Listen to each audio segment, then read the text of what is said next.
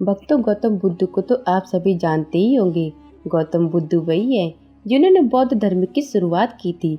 आज के समय में बौद्ध धर्म दुनिया के सबसे पुराने और सबसे मशहूर धर्मों में से एक है। इस बात को तो आप भी मानते होंगे।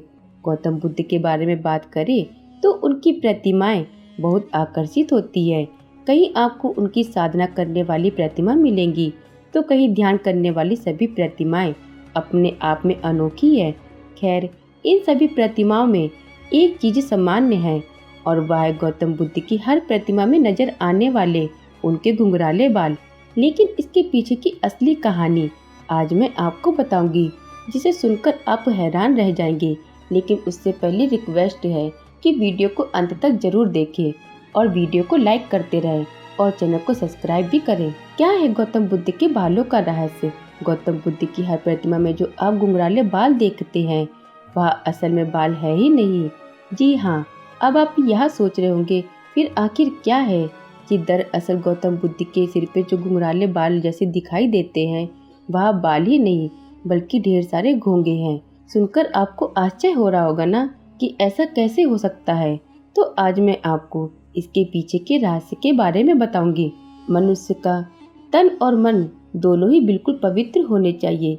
इस दिशा निर्देश को मानते हुए गौतम बुद्ध बिच्छू अपने तन की पवित्रता के लिए अपने सिर का मुंडन करवा लेते थे। यही किया था सिद्धार्थ गौतम यानी गौतम बुद्ध ने। उन्होंने अपने राज्य का त्याग किया था। जब उन्होंने अपने राज्य का त्याग किया था तो उसी दौरान उन्होंने अपना मुंडन करवा लिया था। कैसे गौतम बुद्ध के सिर पर आए ये घोंगे? कहा जाता है एक बार गौतम बुद्ध ध्यान में मग्न थे। उस दौरान वह पेड़ के नीचे बैठे थे और साधना कर रहे थे। साधना करते करते वह इतने अधिक ध्यान में लीन हो गए कि उन्हें बाहर के बारे में कुछ पता नहीं रहा। बाहरी दुनिया को भुलाकर वह साधना में डूब गए। जिस समय गौतम बुद्ध साधना में लीन थे उस समय गर्मी का मौसम था और सूरज ठीक गौतम बुद्ध के सिर के ऊपर था। इस दौरान भी गौतम बुद्ध कड़ी तपस्या में लगे हुए थे। इसी बीच गौतम बुद्ध के पास से एक घोंगा निकलने लगा और उसकी नजर पड़ी साधना में लीन भगवान बुद्ध पर पड़ी। गौतम बुद्ध को इस रूप में देखकर घोंगा रुक गया और वह सोचने लगा कि इतनी अधिक गर्मी में वह कैसे साधना में लीन है। घोंगे ने सोचा इनके सिर पे तो बाल ही नहीं है, इस वजह से इनको गर्मी भी लग रही होगी। यह सोच विचार करने के बाद घोंगा गौतम बुद्ध के शरीर पर रेंगते हुए उनके सिर तक पहुंच गया।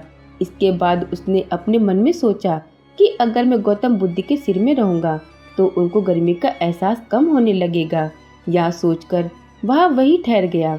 उसे देखने के बाद बहुत से घोंगे उसके पीछे पीछे गौतम बुद्ध के सिर पर चढ़ गए। इस तरह 108 घोंगे गौतम बुद्ध को गर्मी से बचाने के लिए उनके सिर पर बैठे रहे और इस तरह उनकी जान चली गई। कहा जाता है गौतम बुद्ध को आत्मा ज्ञान दिलवाने में 108 घोंगों ने अपनी जान दे दी। अपनी अहम भूमिका के लिए इन 108 घोंगों को बहुत ही महत्वपूर्ण माना जाता है। तो भक्तों, आपको यह कहानी कैसी लगी हमें कमेंट में जरूर बताएं।